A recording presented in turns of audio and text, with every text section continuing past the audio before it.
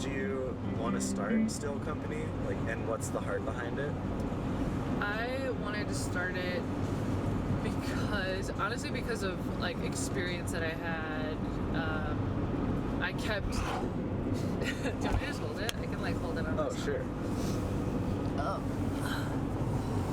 Oh shit! This is a heavy camera. Or you can even just try and set it on Balance the dash it? over there. No, I can do this. I started it because I kept buying hats that I didn't like, honestly, and that didn't fit me, and that were uncomfortable, or like not what you saw on the website. Like the color's a little different, the style's a little different, the logo, whatever. It wasn't like, it was like a surprise in the mail, and I'm like, what? Like I just spent $30 on this? And then you try again, you buy another hat for $30, and then it never was like super exciting or fulfilling, and so you end up with a lot of hats you kind of like instead of a few hats that you really like. Yeah. And so it really was just like out of a gap that I felt was in the market, and so I just made one that I wanted to be comfortable and I would wear all the time. So I liked that, and then I just couldn't find anything to go with it. And then one of my friends was like, what about just Still Company? And I was like, that's it. Still Company. Nice. Yeah. That's rad. Sick. What you just saw was another version of me explaining Still Company, what it means and how it started. It also doubles as sneak preview footage of the next episode, an episode about collaboration with the one and only Jake FREW. But first, this episode will include 3 things that I learned between the first batch and the second batch of hats. It also includes a situation that got kind of awkward and led me to switch suppliers completely. Oh, and actually, at the end of this episode, you'll also see even more footage of that episode with Jake FREW. It's a sweet one. Probably one of the coolest I've made in a long time. But first, this episode. All right, so this company is alive and breathing. The first hat had launched, sold out. What happens now? I got to work on the second hat. As much as the first product is the reason that a company can exist, the second one has its own set of pressure. It's in charge of brand consistency. Should it be another cap, a dad hat, if you will? Do I time it with the fall and winter season? Yeah, I think it's beanie season. What would be different this time? What needed to be different this time? How could I improve? Well, I reviewed my notes. The biggest flag? I ran into some issues with my supplier. They failed me. They failed to provide the entire shipment of the first batch. 25 hats that never delivered, never able to sell. At first they responded, told me they would fix it immediately. I understood that mistakes could happen, sure, but was eager to get what I paid for. And then, nothing. Silence. I emailed daily for 2 months, and to this day I still have not heard back from them after that initial "we will fix it" email. I tried every avenue. Email, business inquiry on their website, all social accounts, nothing. Nothing.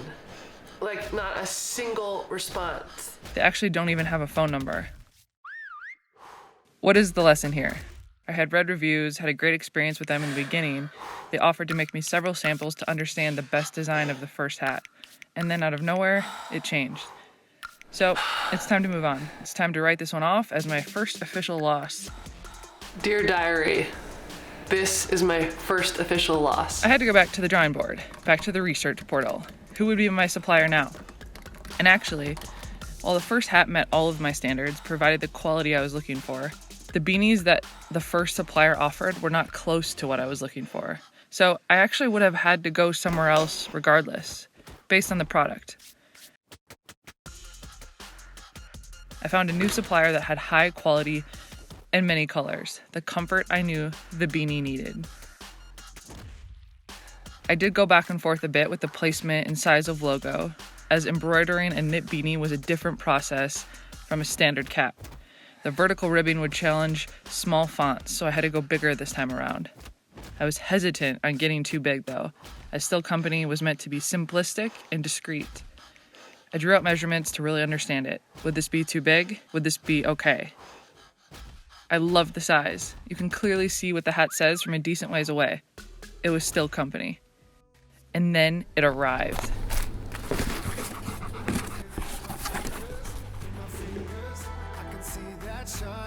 Holy crap, I made a beanie.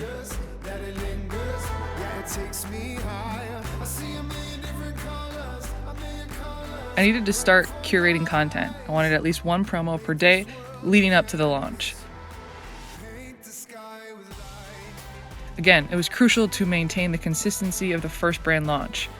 I did change up product photos a bit, but the feeling could still remain. This time, I wanted the hat out in the wild to show potential customers where they could wear and love this hat. It's nice because a beanie lays flat. It was fun to pump up its surroundings to complement the simplicity of the product. Signed a 10-year modeling deal with them. Oh, wow.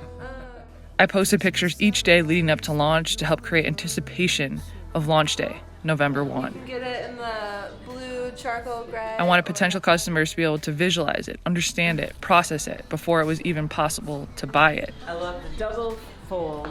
It's a Keeps thick you fold your on back. the bottom. May I say that both my husband and I have very large heads, and it fits Giant on heads. just. Listen, it's been tested well on this end. Where are you? It's cool for all ages.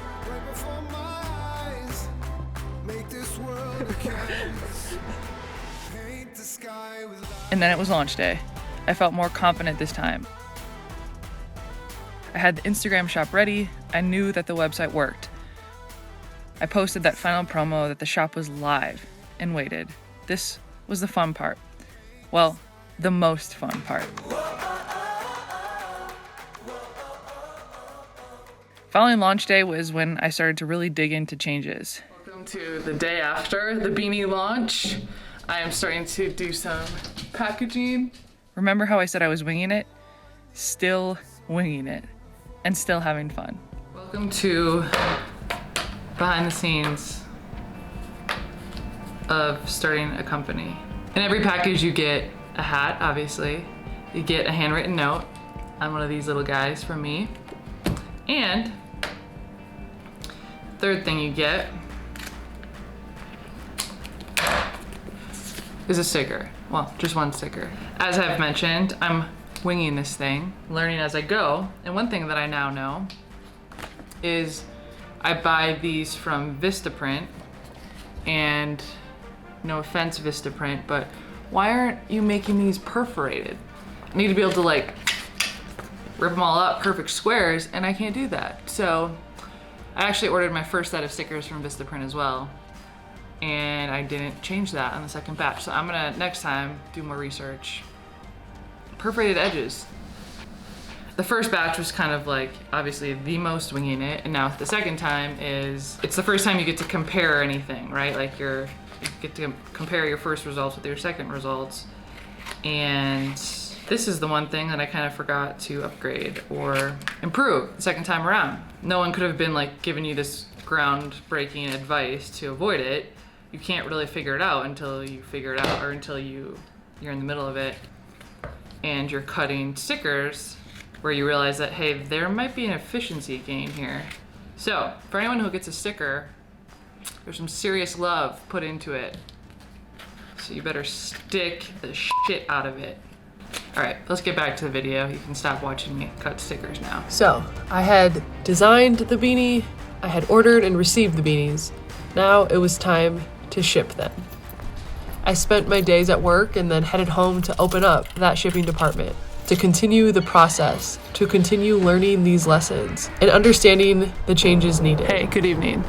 Just got home from work, and now it's time to start my second job. I just really want to get the first shipment out, get these hats to our customers as fast as possible. Another difference from the first hat to the beanie is the type of packaging. So the first hat, I bought these, I think they were like 8x8 boxes, right? That hat needs protection where a beanie doesn't, from crunching and shipping and all of the different hands that will hold it. So now, this time on Amazon, I bought just like a bunch of little sleeves, like this. So pretty simple sleeve, hat, sticker, note, label. That's what shipping looks like at a very small company when you are a one-woman shop. First things first. Cheers to the beanie. So I talked a little bit previously about the stickers and how I learned from my sticker situation. Now this time, I've upgraded to have a nice little receipt in there for every order, as well as a actual label. Printed those off. So the other thing I learned is that I could print these guys out onto a label, a sticker, but that would require me to buy a printer, and that would also require me to buy the right labels to print them on. I'm saving that cost for another time and printing at a free printer. So I'm doing some more arts and crafts, but the good news is like the end product definitely looks better in my opinion. It looks like a nice face too. It just looks more like an Amazon package. So that's exciting, that feels real. I'm sliding in all of your receipts. You may be thinking, wow, that looks tedious. She has to do that for every one. I bet there's a better way. Take off this little... You're probably right. I just haven't found it yet. We all play within the parameters that are naturally defined around us. And right now, my parameters being my order volume, my customer expectations, my brand, my quality, they have led me to this current state. And that current state has produced this workflow. But even with that said, there's obviously a certain, you know, convenience versus cost formula that I'm always running in my brain. And so every round will be a slightly new process, and I will continue to learn and track and understand where I can get better. As those parameters change, so will my process. As my repetitions go up, that process will improve. And so you're just faced with a ton of those scenarios, right? In the beginning, I had all these ambitious dreams of, I want like personalized shipping materials. I want, you know, tissue paper that says Still Company on it, and I can like stuff those into every package. And I just am not there yet. I'm too small to start spending money on on those cosmetics, those extra touches. I just am not there yet. I can't afford it. I'm getting simple, I'm getting classic, I'm staying true to the hat first. Like, make sure I get the hat right first. And then, you know, shipping in a convenient way. I added international shipping this time, as I talked about. It's just like adding on those things little by little and not having to go for the whole package right away. Will that stuff come later? Yes, I really, really hope so. I just can't afford it now. My volume is not big enough where the margins could kind of stand on its own, right? As soon as your volume goes up, you'll have more space because the cost goes down. And I'm not there yet, but I'm getting there, and I will. Those are definitely in the future. Let me introduce to you that future. I have a few ideas on where we go from here, on what the next hat could be. In the meantime, I plan to look at a restocking strategy. What's that magic number to have on hand at all times? Which color is more popular? How should that impact inventory?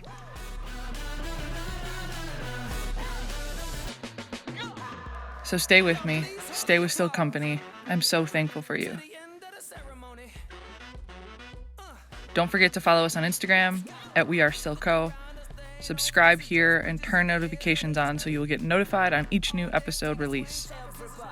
Remember, this is only the beginning.